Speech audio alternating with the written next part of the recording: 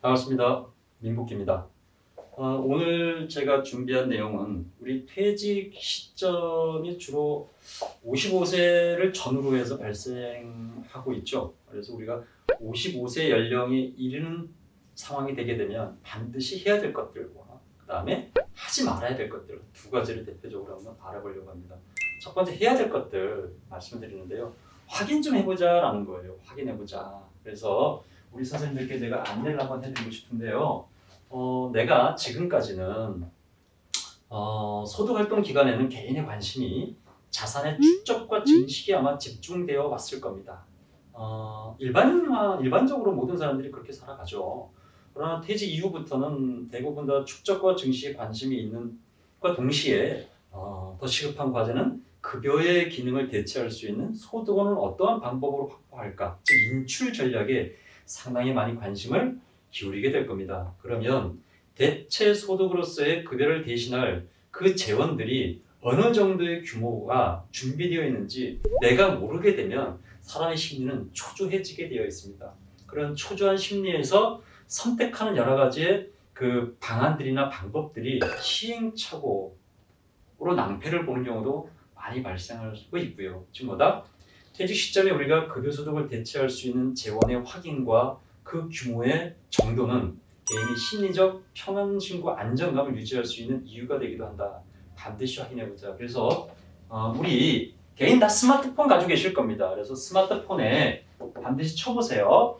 어플리케이션을 다운받을 수 있는 창이 있습니다. 검색창이. 뭐 이것은 우리 그 갤럭시나 또는 뭐 이렇게 아이폰이나 다 공이 있으니까요. 내 곁에 국민연금이라고 어플 다운받는 검색창에다 떠보시면 이 어플리케이션이 뜹니다. 그럼 그걸 스마트폰에다가 다 다운받으세요. 그럼 처음에 들어갈 때 공인인증서가 스마트폰에 없어도 요즘은 편리해졌죠. 뭐 카카오페이 같은 대체 인증 수단이 다 있으시잖아요. 그러면 공인인증서가 없어도 좀 카카오페이를 통해서 개인 동의와 정보 동의를 하게 되면 다 들어가실 수가 있습니다. 그런 다음에 내 연금 알아보기라는 좌측에 이 어플을 다운받은 다음에 좌측에 딱 보게 되면 내 연금 알아보기 조회창이 있습니다. 그걸 누르면 공적연금, 국민연금, 공적연금, 그 다음에 퇴직연금, 그 다음에 모든 금융기관에 분산되어 있는 개인연금, 그 다음에 주택연금까지 즉 뭐다? 급여의 소득을 대체할 수 있는 대체 소득원으로 정기적으로 연금의 형태로 인출할 수 있는 그 재원들이 어느 정도의 규모로 적립이 되어 있는지 한눈에 볼 수 있습니다. 그것을 원로 환산해서 수용하게 되면 얼마가 나오는지를 다 조회할 수 있습니다. 이것을 반드시 확인하자라는 겁니다. 확인하고 내가 퇴직 전에 급여 소득의 수준에서 어느 정도의 차이가 있는지를 확인해야 추가로 어떠한 방법으로 부족분을 만회할까라는 현실적인 방법들을 고민하게 될 거 아니겠습니까? 그런데 이러한 것들을 확인하지 않게 되면 이 급여 소득을 어떠한 방법으로 단기간에 만회하지라는 이 상황 때문에 퇴직자 예정자들의 심리는 굉장히 초조함에 치달아가게 되어 있습니다. 그런 상태에서 재무적인 의사결정은 상당히 낭패를 보는 경우도 있을 수 있으니 우리가 신중하고 조금 더 심리적인 균형감을 유지하기 위해서는 반드시 확인해보자라는 거죠. 두 번째는 뭐냐면 잘못된 판단을 하시게 됩니다. 퇴직금에 대해서 확인한 다음에 인출을 할 때 일반적인 사람들이 한번 여쭤볼까요? 우리 퇴직연금을 가입하고 있었던 대상자들이 퇴직한 이후에 퇴직연금을 연금의 형태로 인출하는 사람들이 과연 몇 퍼센트나 될까요?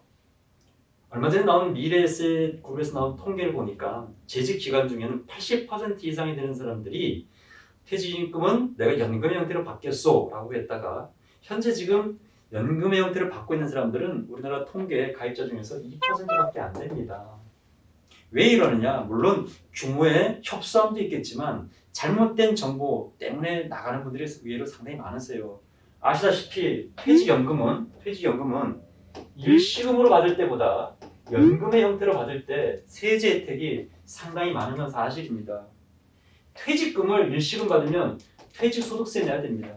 그런데 연금의 형태로 받게 되면 첫 번째는 이 소득세 대비 30%에서 기간별로 40%까지 감면 혜택을 줍니다. 즉 첫 번째 세금의 규모를 뭐예요? 다운시켜 줍니다. 10년 이내의 기간에 대해서는 30% 감면율을 적용하고 10년 이상의 기간에 대해서는 40%의 감면율을 적용해 줍니다.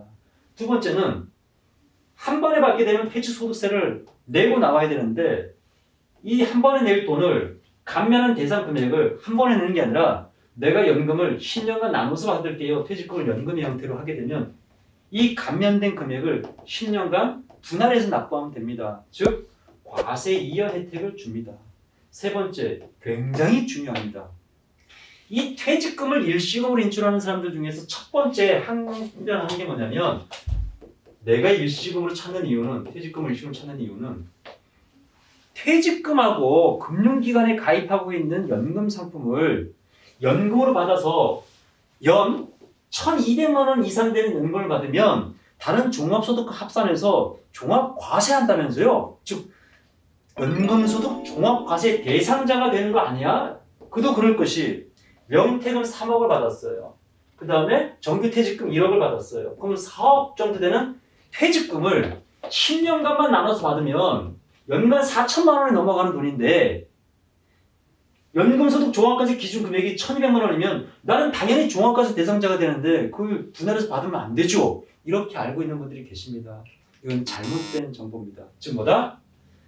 회사에서 적립해준 퇴직금에 해당되는 금액을 연금의 형태로 분할해서 인출할 때는 연금소득 종합과세 대상 금액에 반영하지 않습니다.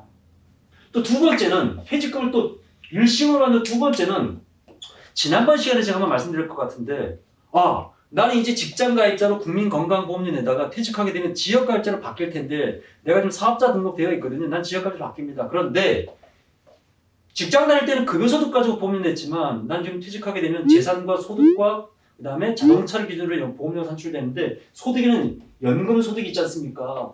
내가 괜히 퇴직금 4억을 연금으로 분할해서 받으면 연금소득 확 올라가면 국민건강보험료 확 올라갈 텐데 그냥 한 번에 찾아가지고 재산에 반영되지 않는 국민건강보험료 산출할 때 반영되지 않는 그냥 예금에다 넣어놓으려고요. 이런 분들이 계세요. 이거 지난번에 말씀드렸지만 잘못 알고 계시는 거다. 퇴직금을 연금으로 받는 또는 민영금융기관에서 우리가 연금보험을 가입했다가 연금으로 받는 그런 개인이 가지고 있는 자산을 가지고 연금 받는 것 이것은 반영되지 않는다. 국민건강보험에.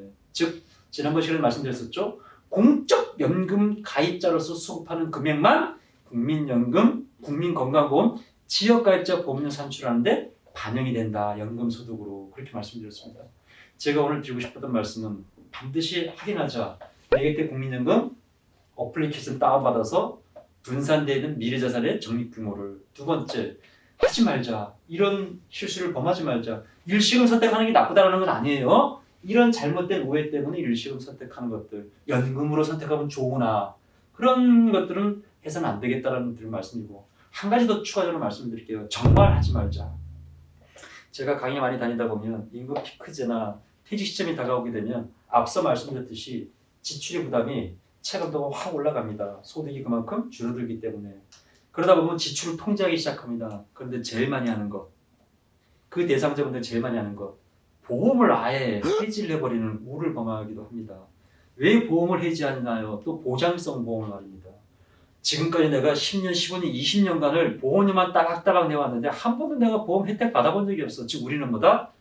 지금까지 보험료만 냈지 보험 보장 받아본 적이 한 번도 없어요 라는 과거의 경험을 가지고 그거에 대해서 준비할 필요가 없다라고 의사결정을 내리게 되면 문제는 심각해진다.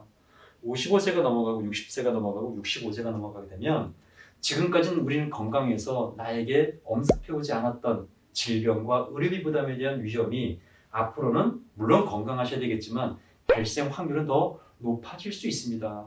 즉 뭐다? 이제부터 의료비에 대한 부담을 통제하는 건강보험, 질병보험, 치매보험 같은 이런 보장성 자산에 대한 필요는 어느 때보다도 중요한데 지금까지 나는 보장을 한 번도 못 받았어 라는 과거의 경험만 가지고 지출을 통제한다는 미명하에 보장자산을 해지해버리게 되면 자기 순자산에 상당히 큰 데미지가 발생할 수도 있다. 즉 나의 신체에 문제가 생겼을 때 보험회사에서 책임지는 게 아니라 내 순자산, 나의 자본을 가지고 위험을 해결해야 되는 극단적 상황에 이를 수도 있다. 내 자본이 여의치가 못할 때는 나의 의료비 부담에 대한 부담을 자녀들에게 승계할 수밖에 없는 상황에 이를 수도 있다는 거죠. 그래서 반드시 확인하자. 네게티브 국민연금에 대한 어플을 통해서 미래자산의 규모를 하지 말자.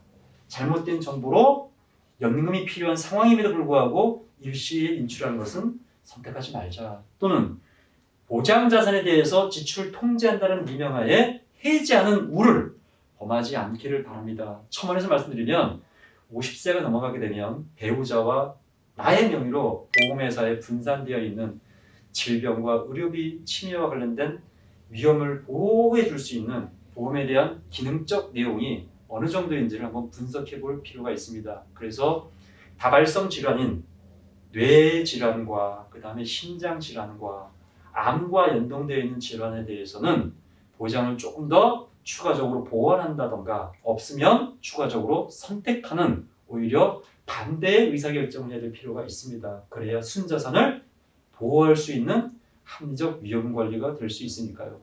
오늘 많은 얘기 좀 나누었습니다. 제가 준비한 내용 여기까지 하겠습니다. 마치겠습니다. 감사합니다.